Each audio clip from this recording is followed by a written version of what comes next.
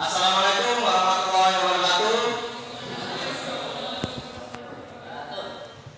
Sampai salaman di Lunalatai, salam sujud kalian di Palembang, adil Batanilo, Bajulamin, Kasal, Berapa sehat, Iwata. Harus. Semangat pagi.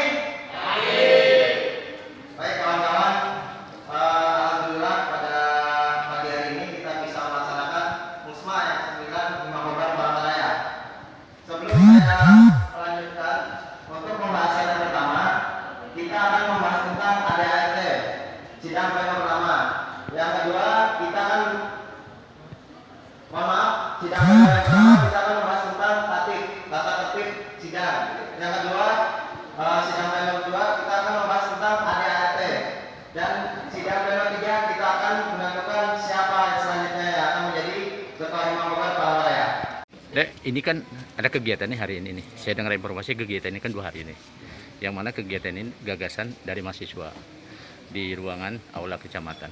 Inti dari kegiatan ini apa sebenarnya? Ya, sebelumnya perkenalkan saya Ihsan Masari selaku Ketua Umum Makobar Palangkaraya. Untuk kegiatan ini intinya adalah musyawarah mahasiswa. Yang dimana musyawarah mahasiswa ini kita menjalankan atau merenovasi ADART, terus nanti puncaknya yaitu ada pemilihan ketua baru terkait kegiatan ini. Dan alhamdulillah kegiatan ini tadi untuk pembukaan sudah terlaksana.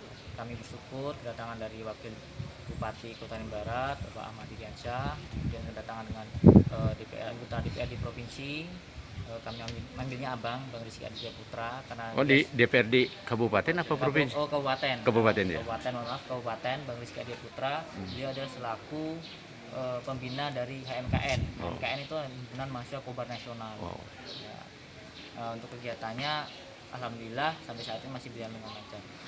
Bang, kalau kita melihat kegiatan ini berapa jumlah mahasiswa yang hadir pada hari ini? Kalau untuk kepanitiaan itu sekitar 20 sampai 30 dan alhamdulillah ini sudah memenuhi protokol kesehatan. Ya, intinya kalau kita melihat dari beberapa kriteria ya yang disampaikan adik tadi, mungkin ada harapan selaku mahasiswa, mungkin selama bergelut kuliahnya di Palangkaraya, mungkin ada beberapa hal yang perlu disampaikan. Walaupun secara tatap muka kepada wakil bupati, namun secara umum masyarakat juga ingin tahu.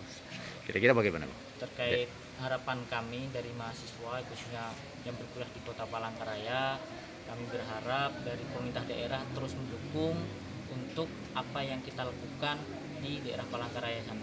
Karena apa? Semua yang kita lakukan dari mahasiswa Kota Tanjung Barat yang berpalangkaraya itu untuk mengharumkan nama dari Kota Tanjung Barat sendiri. Kegiatan-kegiatannya tentunya bersifat sosial, yang bersifat nanti ada pendidikan dan sebagainya. Nah, harapannya dari pemerintah daerah terus mensupport akan mahasiswa-mahasiswa yang ada di Kota Palangkaraya. Jadi ini merupakan salah satu cikal bakal putra daerah ya, Ya. yang mana mencari tuntutan ilmu ke Palangkaraya. Nah, dengan harapan kedepannya supaya Kobar juga menjadi salah satu andalan ya, bagi Anda sendiri sebagai putra daerah yang bisa mengangkat Kobar itu sendiri ya. Oke, makasih, Dek. Oh, Ya betul, warga dia apa ya, Madura Hijau, Ramangku juga. Jadi sama bisa Pak Camat di sampingnya Pak Camat. mencari solusi aja ini. Oh, mencari solusi aja. Mencari solusi ke kita, jadi kasih solusi ya insya Allah ada inilah apa minta buat surat tidak mampu sehingga masalah administrasi aja. Oh, masalah. Tapi upaya dari Pak Rizky sudah menyampaikan kepada pihak terkait gitu ya, sehingga mereka melangkah untuk menuju ke sana gitu. Bang, terkait hari ini ada kegiatan nih. Saya dengar informasi di sini. Kegiatan apa Bang hari ini, Bang? Tawaran mahasiswa. Leading sektornya di kecamatan atau memang bagaimana tadi intinya musyawarah? Di mahasiswa ya. Oh, di mahasiswa. Intinya apa hari ini? Izin saya ke Pak Camat. Intinya hari ini apa Pak Camat? Jadi penyusunan kepengurusan kembali karena masa bakti kepengurusan yang lama berakhir pada besok. Oh. Jadi menyusun hingga besok dan setelah kepengurusan itu selesai maka selesai penyelenggaraan itu dalam rangka ikatan mahasiswa Palangkaraya yang mahasiswa Kobar di Palangkaraya. Oh, jadi pada intinya rencana anak pembentukan baru gitu. Oh, jadi ini salah satu mahasiswa dari Palangkaraya yang dari Kota Waringin Barat gitu. Oh, berapa jumlah warga masyarakat Kota Waringin Barat yang mahasiswa di Palangkaraya itu jumlahnya? Untuk tadi masih belum terdata semua karena ini masih dalam tahap penyusunan kembali kepengurusan, jadi data lama tidak update sehingga yang di kepengurusan baru tadi jika terpilih Pak Agus tadi kita agar datanya diupdate kembali dan dilaporkan kepada beliau karena beliau juga akan mengadakan pertemuan dengan mahasiswa yang berada di luar Kabupaten Waringin Barat. Rencana berapa hari acara ini, Bang? Acara ini 2 hari ini sama besok. Oh, jadi perdana hari ini, Bang. Ya. Acara perdana. Mungkin harapan Bapak selaku wilayah camat lah artinya terkait dengan untuk pengurusan bagaimana harapannya? Ya, harapan kami bagaimana supaya mahasiswa kita yang ada di Palangkaraya bisa mengembangkan karir pendidikannya agar mencetak para intelektual yang betul-betul mumpuni dan bisa menjadi pemimpin di kemudian hari.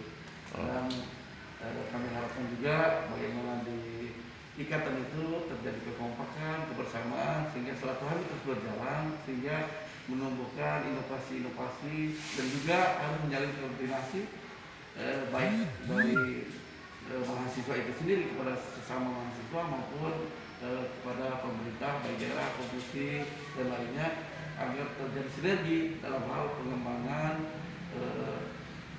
wilayah pendidikan mahasiswa itu termasuk juga penataan daripada lingkungan di mana asrama mereka ditempati agar terjadi kenyamanan, kebersihan dan dalam hal pendidikan itu bisa nyaman lah, artinya mereka menempati asrama-asrama itu. Kebetulan di Palangkaraya, alhamdulillah tadi dapat informasi ada 2 asrama kita yang sudah menjadi aset pemerintah Kabupaten Waringin Barat.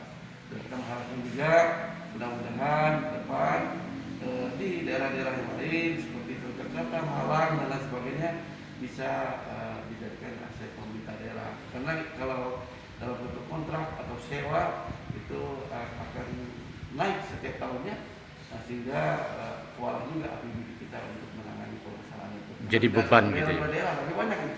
Oh, jadi pemerintah daerah sudah menyiapkan tempat di Palangkaraya sehingga ada 2 tempat yang bisa meringankan beban mahasiswa gitu ya, istilahnya. Nah, Kebetulan juga Pak Rizky ini ternyata selaku pembina di situ. oh, Pak Rizky. Iya, di kepengurusan mahasiswa Palangkaraya. Oh, oke, saya ke Pak Rizky, tapi saya bicara komisinya dulu, Bang. Saya lihat Bapak di Komisi A ya, membidangi pendidikan. Nah, langkah-langkah apa, Bang, strategi ke depannya sehingga mahasiswa kita bisa lebih meningkat dan profesional ke depannya? Mungkin ada harapan selaku Komisi A-nya, Bang. Kalau dari segi komisi A, sebenarnya tupoksi kami ini kan mahasiswa ini kan bukan tupoksi komisi A, cuman kami menginginkan bagaimana sumber daya manusia Kota Waringin Barat ini bisa jauh lebih unggul dari kabupaten lain lah. Kita melihat gitu, sebenarnya Kota Waringin Barat ini kan banyak sekali lulusan mahasiswa yang kuliah di luar itu biasanya jadi orang, tapi berkaryanya bukan di Kota Waringin Barat, tapi di tempat kabupaten sebelah gitu. Nah, sehingga ini menjadi sebuah masalah lah ke depan. Jadi harapannya ke depan mahasiswa ini bisa selain mencari ilmu, dia mencari keterampilan yang mana yang baik. Misalnya seperti kita lihat kan di Kota Waringin Barat budidaya udang galah itu belum ada gitu. Tapi ada beberapa daerah itu sudah ada. Dan itu bernilai pasar sangat tinggi gitu. Kenapa tidak kita mengarahkan adik-adik kita ini supaya mempelajari teknologi-teknologi seperti itu? Karena itu sangat pas dengan daerah kita. Jadi ini paling tidak menunjang ekonomi ke depannya ya. Bang, kalau kita berbicara untuk ini kan termasuk alternatif income ya, yang mana kita melihat mahasiswa diharapkan untuk bisa juga mengandalkan ya atensinya kepada sarana prasarana khususnya untuk teknologi ya. Bang, kalau kita berbicara sedikit Bang, kalau menyangkut daerah kita untuk ikan cikal bakal nih mahasiswa nih yang diharapkan daerah, yang mana putra daerah itu di mana dia nuntut ilmu keluar, dia harus kembali ke daerah gitu ya. Nah, harapan yang saat ini sangat minim atau memang persentase jauh Pak, kira-kira Pak? Sebenarnya kan yang terjadi ya seluruh daerah aja sekarang karena kondisi COVID ini, sehingga di daerah pun lapangan pekerjaan masih berkurang. Jadi ya harapannya mereka harus sudah berpikir bagaimana jadi wirausaha.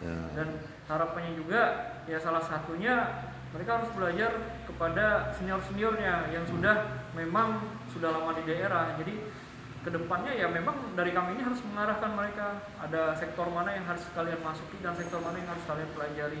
Tapi sekarang apakah ini ada kendala, Bang?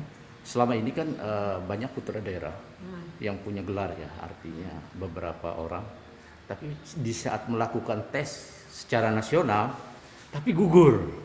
Nah, apakah ini menjadi kendala atau memang pemerintah daerahnya harus bisa memberi fasilitas khusus sehingga putra daerah itu bisa terjangkau di sini? Kira-kira bagaimana, Bang? Saya rasa pimpinan daerah kita juga memikirkan hal yang sama, bagaimana putra daerahnya menjadi tuan di rumah sendiri. Tapi kan Permendagri kita tidak seperti itu.